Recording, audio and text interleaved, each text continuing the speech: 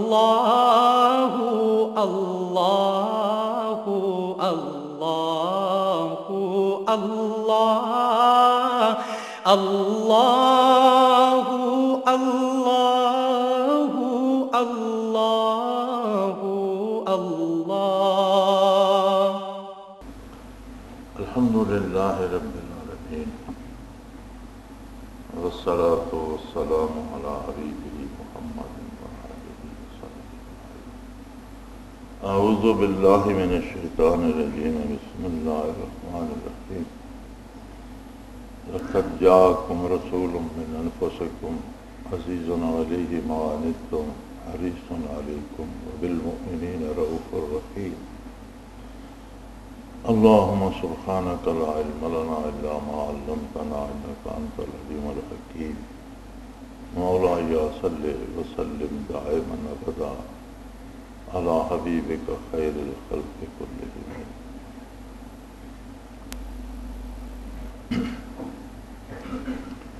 ارشاد باری تعالی ہے لقد جاءكم رسول کہ تمہارے پاس رسول اللہ صلی اللہ علیہ وآلہ وسلم تشریف لا چکے، یعنی اب کوئی کسی انتظار میں نہ رہے کہ کوئی اور ایسا آئے گا جس کا ساتھ نبھا کر، جس کا اتباع کر کے، جس کے ارشادات عالیہ پہ عمل کر کے کوئی نجات پا سکے۔ وہ آنے والی ہستی ایک ہی تھی جو تشریف لا چکی،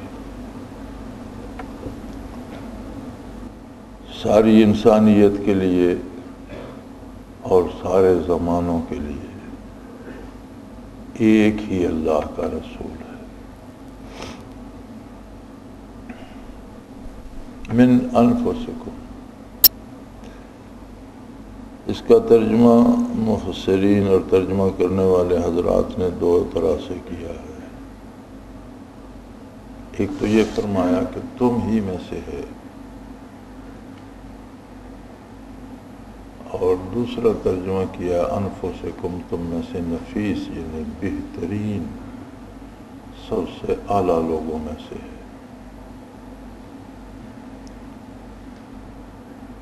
فرمایا کہ اللہ کے رسول صلی اللہ علیہ وآلہ وسلم بھی انسان ہیں،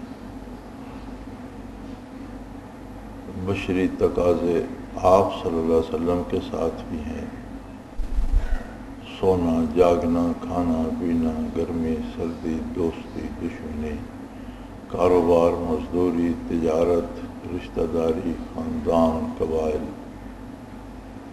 سیاست، حکومت،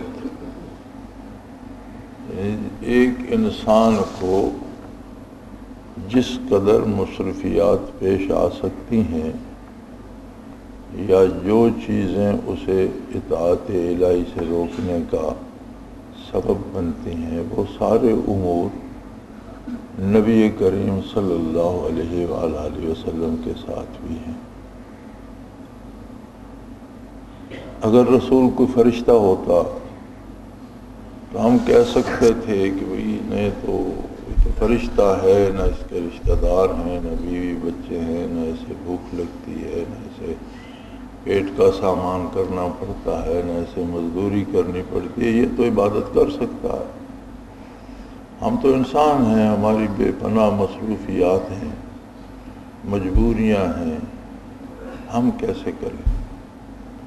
سو فرمایا کہ رسول اللہ صلی اللہ علیہ وسلم بھی انسان ہیں، اور ساری انسانی صفات، انسانی ضرورتیں، انسانی مجبوریاں آپ صلی اللہ علیہ وسلم کے ساتھ بھی ہیں۔ یعنی آپ صلی اللہ علیہ وسلم جو کام کرتے یا کرنے کا حکم دیتے ہیں وہ انسانی بساط کے اندر ہوتا ہے۔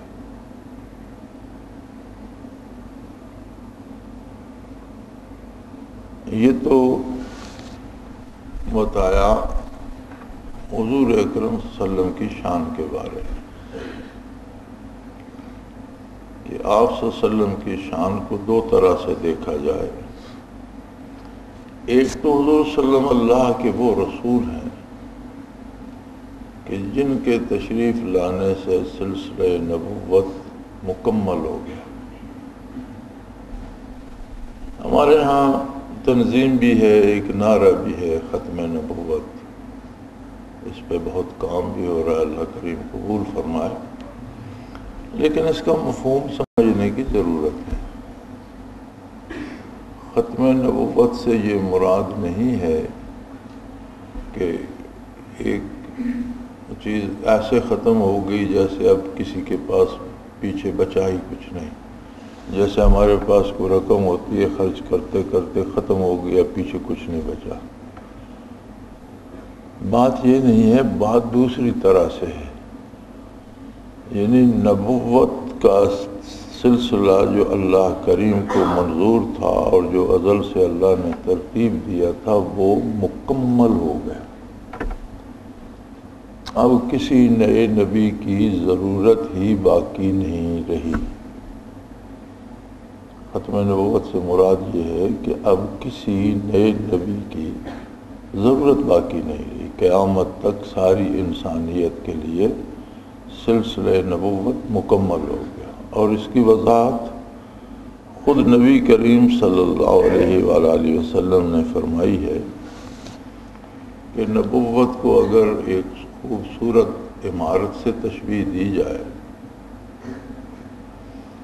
تو عمارت بنتے بنتے بنتے مکمل ہو گئی، اس کی فنیشنگ بھی ہو گئی، کھڑکیاں دروازے بھی لگ گئے، رنگ روغن بھی ہو گئے، سب کچھ فرش لگ گئے، چھت ٹھیک ہو گئے، سارا کچھ مکمل ہو گیا. لیکن دیکھنے والا جب اسے دیکھتا ہے تو اس میں ایک اینٹ کی جگہ خالی ہے. تو فرمایا انا تلک اللبنۃ، میں وہ اینٹ ہوں. آپ صلی اللہ علیہ وسلم اس عمارت کی وہ آخری اینٹ ہے جس کے لگنے سے عمارت مکمل ہو. وہ ختم نبوت کا ترجمہ جب ہم نے کیا کہ نبوت ختم ہو گئی تو گمراہ فرقوں نے ختم اور خاتم کا ترجمہ مور اور مور لگانا کر لیا کہ نہیں، اب جو نبی آئے گا وہ حضور کی منظوری سے آئے گا، حضور کی مور ہوگی، حضور خاتم ہے، مور لگانے والے.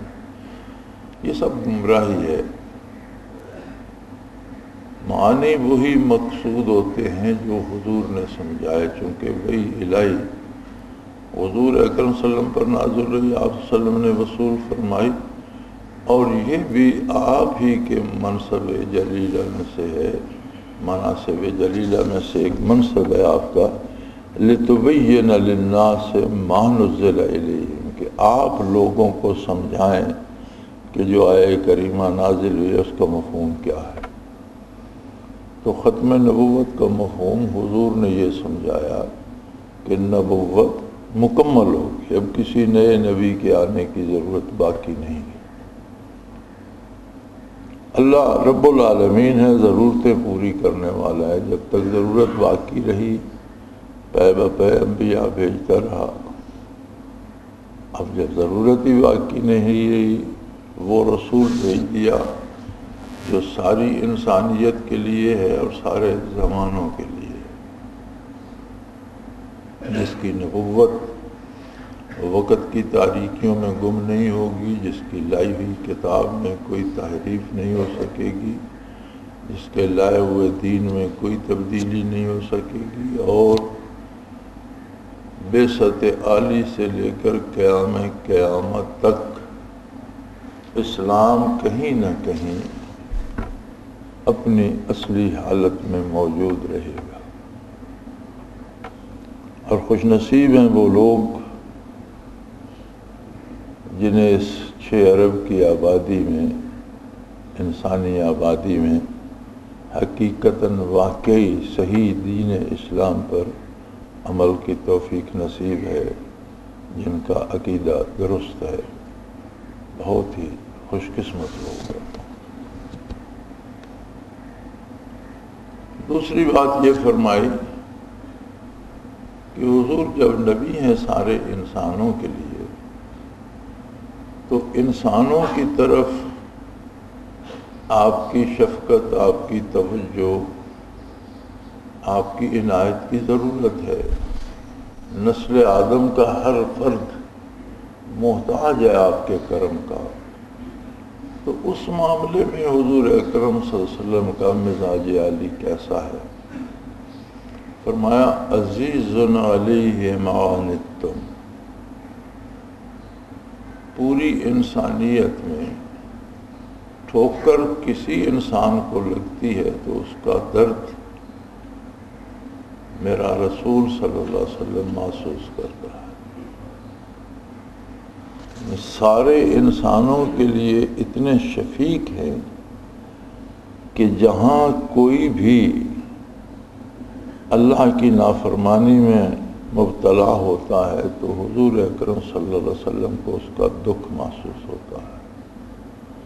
عزیز علیہ آپ پر بہت بھاری ہے، مشکل ہے، تکلیف دہ ہے آپ صلی اللہ علیہ وسلم کے لیے معنتم، جو کوتاہی تم سے ہوتی ہے، جو رکاوٹ تمہارے سامنے آتی ہے، جہاں تم بھٹکتے ہو وہ تمہیں محسوس ہو نہ ہو، اللہ کے رسول صلی اللہ علیہ وسلم کو اس کا دکھ محسوس ہوتا ہے۔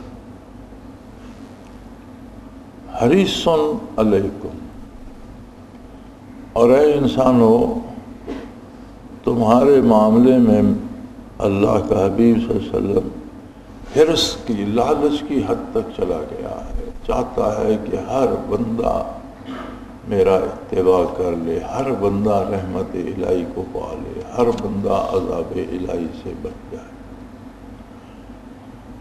وہ ہستی جو دو عالم سے بے نیاز ہے اور صرف اللہ کی طالب ہے، اے انسانوں تمہارے معاملے میں حرص اور لالچ کی حد تک چلی گئی ہے اور چاہتی ہے کہ ہر فرد عذاب الہی سے بچ جائے۔ اب یہ تو کرم ہے عمومی ساری انسانیت پر، لیکن جنہیں ایمان نصیب ہوتا ہے، جو مومن ہوتے ہیں، وَبِالْمُؤْمِنِينَ رَءُوفٌ الرحیم، ان کے ساتھ تو خصوصی طور پر ان کی خطاؤں سے درگزر کرتے ہیں اور ان پر ہمہ وقت رحم اور کرم کے طالب رہتے ہیں۔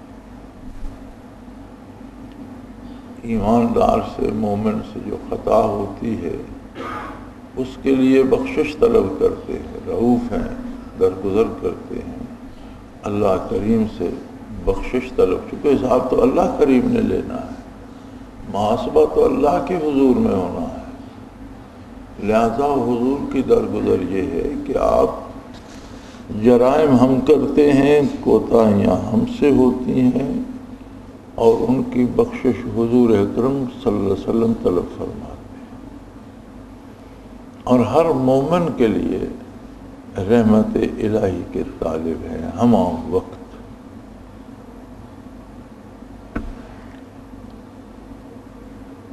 تو اس کا مطلب یہ ہے، حاصل یہ ہے کہ عذاب الہی میں جانے والے یا دوزخ میں گرنے والے یا غضب الہی کا شکار ہونے والے وہ لوگ ہیں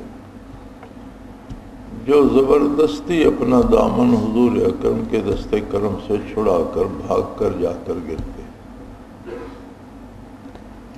اور آپ عمومی زندگی میں دیکھ لیجئے کہ کفر کرنا یا برائی کرنا، شرک کرنا آسان کام نہیں ہے۔ توحید الہی پہ اور سنت نبوی پہ قائم رہنا گناہ کرنے کی نسبت ہزاروں درجہ آسان ہے۔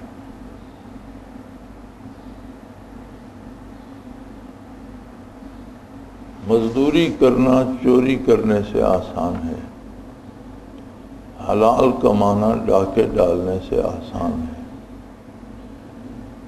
لوگوں کے ساتھ پیار اور محبت اور شفقت سے رہنا قتل کرنے سے بہت آسان ہے۔ ہر جرم ہر گناہ کے ساتھ دنیاوی تکالیف بھی لگی ہوئی ہیں. تو لوگ ایسی بدبختی میں گرفتار ہوتے ہیں کہ وہ دکھ بھری زندگی، دنیا میں بھی تکالیف سے بھری ہوئی زندگی اور روش اختیار کر لیتے ہیں اور محفوظ اور سلامتی والا راستہ، امن کا راستہ چھوڑ دیتے ہیں.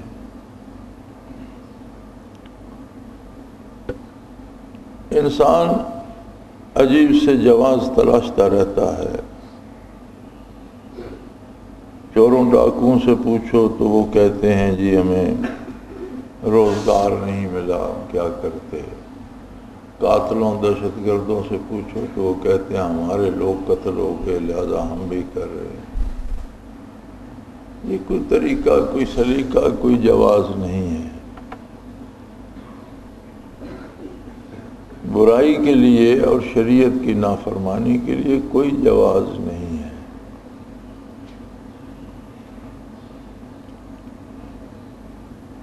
طریقے فطرت ہے کہ کوئی بھی شخص جو محنت کرتا ہے وہ اپنا رزق پا لیتا ہے.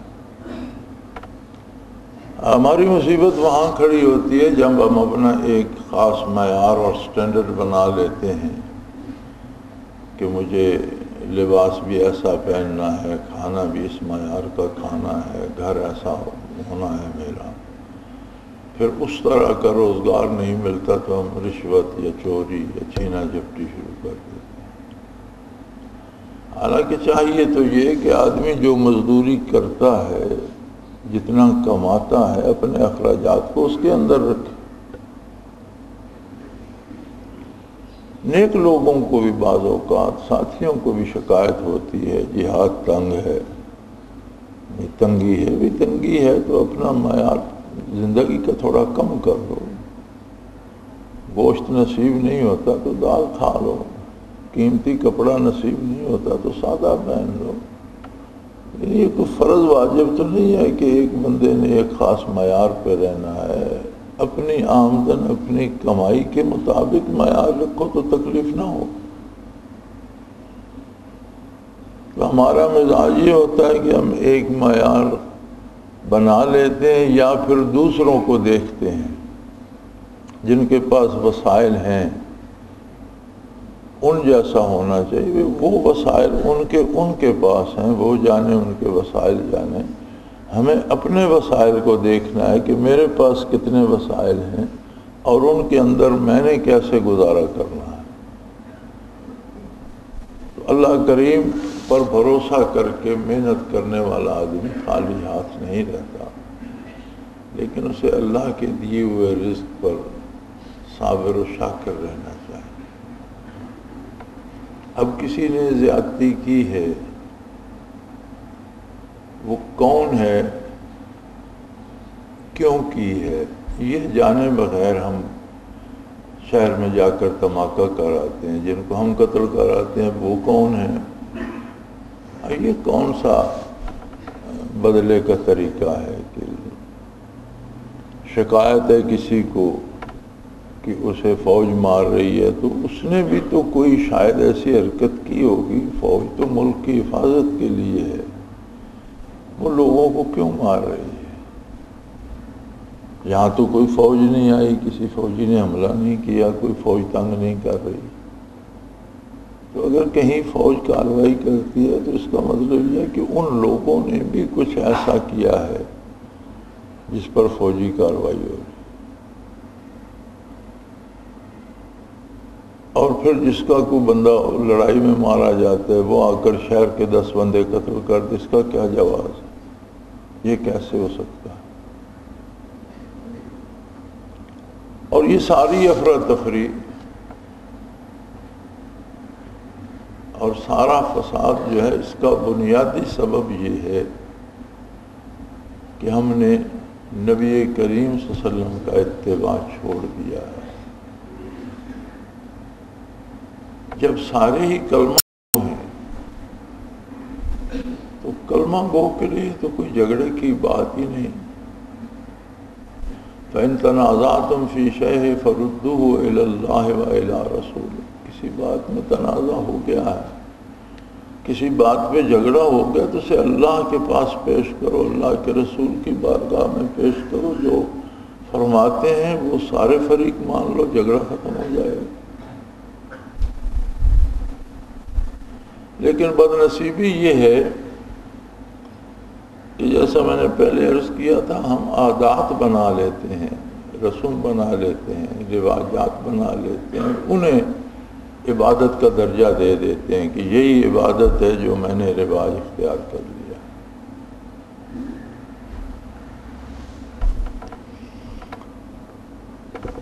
اب رات وہ ٹیلی ویژن والے بتا رہے تھے، بلکہ ہندوستان والے بھی، جی تمام مساجد میں 27ویں شب کا اہتمام ہے اور زور و شور سے عبادت ہو رہی ہے۔ کس نے آپ کو بتایا 27ویں شب کو شب قدر ہوئی؟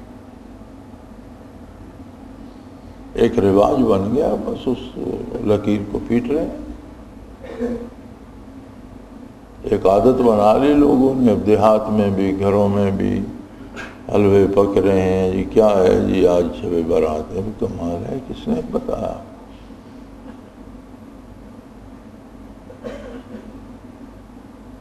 تو مقصد تو اتباع رسالت ہے۔ بدنصیبی یہ ہے کہ ہم اپنے رواجات کی پیروی کرتے ہیں اور اس غلط فہمی میں رہتے ہیں کہ ہم اتباع رسالت کر رہے ہیں۔ یہ تو ان لوگوں کا حال ہے جو نیک کہلاتے ہیں، اور جو سرے سے نماز روزہ کرتے ہی نہیں ان کا کیا ہوگا، اور پھر جو ایمان ہی نہیں لائے، غیر مسلم ہیں، ان کا حال کیا ہوگا۔ اگر نیک اس نوبت پہ پہنچ چکے ہیں تو بدکار کہاں ہوں گے، اور پھر کافر کہاں ہوں گے؟ تو کردار ایسا ہوگا تو اس کے نتائج بھی ویسے بھگتنے پڑیں گے، کیونکہ یہ تو ایک نظام ہے، جیسے بدن کا ایک نظام ہے کہ آپ کوئی غلط چیز کھا لیتے ہیں تو پیٹ میں درد ہوتا ہے، بخار ہو جاتا ہے، بیماری بھگتنا پڑتی ہے، اسی طرح ماحول اور معاشرے کا ایک وجود ہے، اس میں انسانی کردار کی وہی حیثیت ہے جو پیٹ یا وجود انسانی کے ساتھ غذا کی ہے۔ اگر برائی کریں گے ہم تو اس کے نتائج بھگتنے پڑیں گے، ماحول خراب ہوگا، معاشرہ بیمار ہوگا، اس میں خرابیاں معاشرے کی بیماری ہے کہ سب کے لیے فساد پیدا ہو جاتا ہے، خرابیاں پیدا ہو جاتی ہیں۔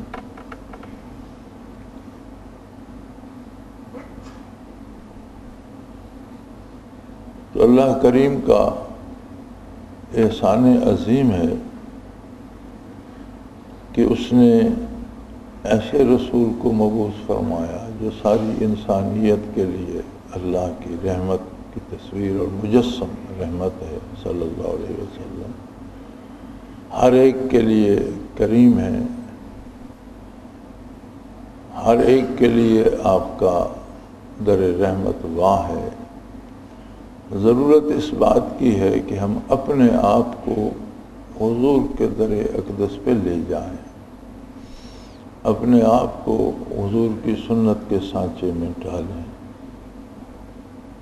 اور اپنے کردار کو حضور صلی اللہ علیہ وسلم کے ارشاد کے مطابق ڈھالیں، اور یہ بہت بڑی کامیابی ہے۔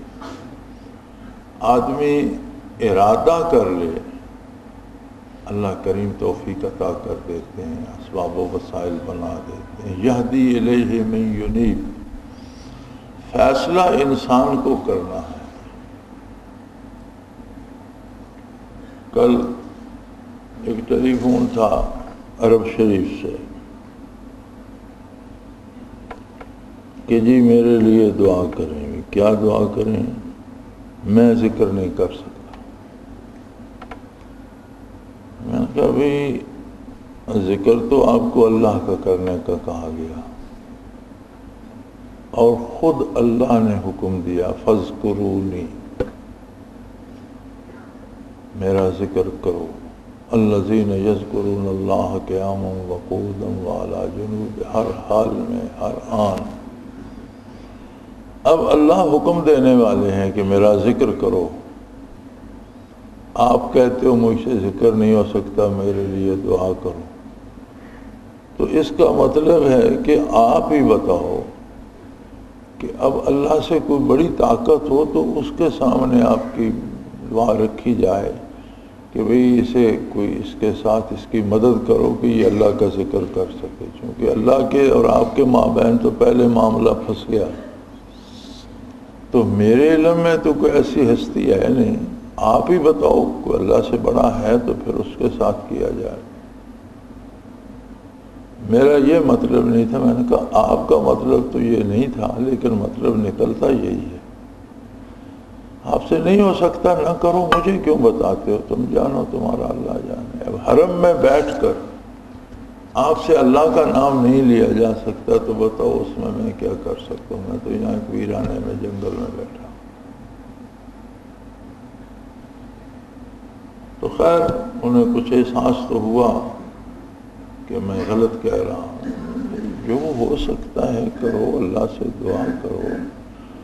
پھر میں نے ان سے پوچھا، فون پر ہی پوچھا کہ کبھی کھانا چھوڑا ہے، سونا چھوڑ دیا ہے، جاب پر جانا چھوڑ دیا ہے، زندگی کے باقی معمولات چھوڑ دیے؟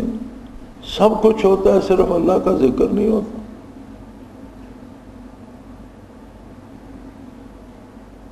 تو عجیب سی سوچ ہے ہماری۔ اللہ نے حکم دیا کہ نماز پڑھو، ہم کہتے ہیں یار مجھ سے تو نہیں پڑھی جاتی، اب اللہ ہی پڑھوائے تو بھئی اللہ نے پڑھوانی ہوتی تو اس نے تمہیں پیدا کیا، تمہاری شکل بنائی، تم سے مشورہ نہیں کیا، عمر بنائی، صحت بنائی، روزی تقسیم کی، تمہارے مشورے کے بغیر سارا کام کر دیا۔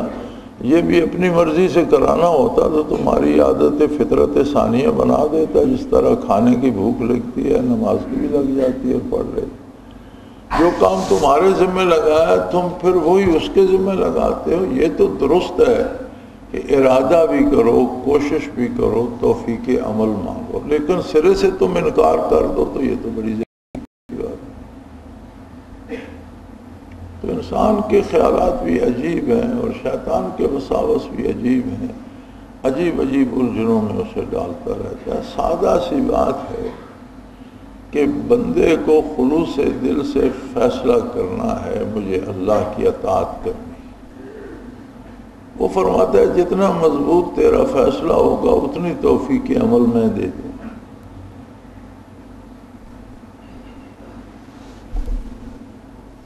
تو بندہ اپنے حال پہ تو غور کرتا نہیں، ہم سے کیوں نہیں ہوتی اتباع پیغمبر، کیوں نہیں ہوتا اتباع شریعت؟ ہمارا فیصلہ کمزور ہوتا ہے،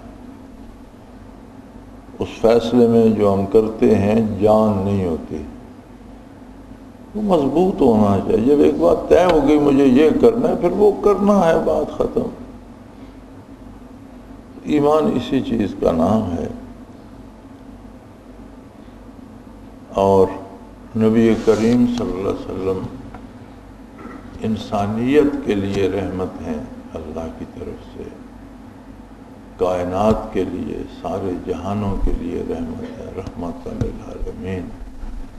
وہاں آپ کی عطا میں کوئی کمی نہیں ہے، ہم ہی نے اپنے دامن یا تنگ کر لیے ہیں یا رخ پھیر لیا ہے یا دامن پھاڑ لیا ہے۔ ہمیں اپنے آپ میں مثبت تبدیلی لانا ہوگی۔ اللہ کریم توفیق عمل دے، لفظوں، خطاؤں، گناہوں سے درگزر فرمائے اور حضور کی اطاعت پہ زندہ رکھے، اطاعت شعاروں کے ساتھ موت نصیب فرمائے اور اپنے نیک بندوں کے ساتھ حشر فرمائے۔ وآخر دعوانا ان الحمدللہ رب العالمین، الحمدللہ رب العالمین، والصلاة والسلام ربنا لا تغفر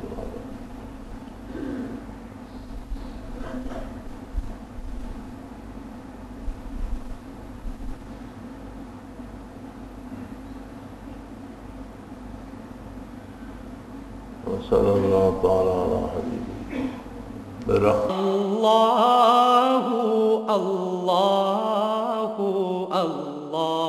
اللہ اللہ اللہ اللہ اللہ اللہ۔ حضرت امیر محمد اکرم آوان مد ذلہ العالی دارل عرفان منارہ ضلع چکوال میں سالہ سال سے حدیث کے اوپر خطابات کر رہے ہیں اور سلسلہ نقشبندیہ اویسیہ کے مطابق لوگوں کو ذکر الہی کی تربیت دے رہے ہیں۔ وہ قرآن پاک کی تفسیر ترتیب وار بیان کر رہے ہیں۔ تفسیر قرآن کو وہ موجودہ ملکی اور بین الاقوامی حالات کے مطابق بیان کرتے ہیں۔ موٹر وے سے کلر کہار کے انٹرچینج سے نکلتے ہوئے کلر کہار کی جھیل سے ہوتے ہوئے میانی، بوچھال اور نور پور سے گزرتے ہوئے دارالعرفان منارہ پہنچ سکتے ہیں۔ حضرت امیر محمد اکرم آوان نے بچیوں اور بچوں کی دینی اور دنیاوی تعلیم کے لیے سقارہ اکیڈمی کے نام سے ایک درسگاہ بھی قائم کی ہے، جس کا افتتاح ملک پاکستان کے صدر جنرل محمد ضیاء الحق نے اپنے دست مبارک سے کیا تھا۔ وہ تمام احباب جو اسلام کی طلب رکھتے ہیں ان سے گزارش ہے کہ دارالعرفان منارہ ضلع چکوال میں امیر محمد اکرم آوان صاحب کے خطابات سے مستفید ہوں۔ وہ ہر جمعے کو نماز سے پہلے بیان فرماتے ہیں۔ ہر ماہ کی پہلی اتوار کو ماہانہ اجتماع ہوتا ہے جس میں آپ خصوصی خطاب فرماتے ہیں اور پاکستان کے چاروں صوبوں سے احباب اس اجتماع میں شرکت کرتے ہیں۔ اس کے علاوہ یہاں سال میں 2 مرکزی اجتماعات بھی ہوتے ہیں، ایک رمضان المبارک میں اعتکاف کا اجتماع اور دوسرا جولائی اور اگست میں 40 دن کا اجتماع ہوتا ہے جس میں روحانی تربیت کی جاتی ہے۔ اپنا خون سیماب دے کر اتنا ہم کر جائیں گے، نام آقا کا چمن میں پھر رقم کر جائیں گے۔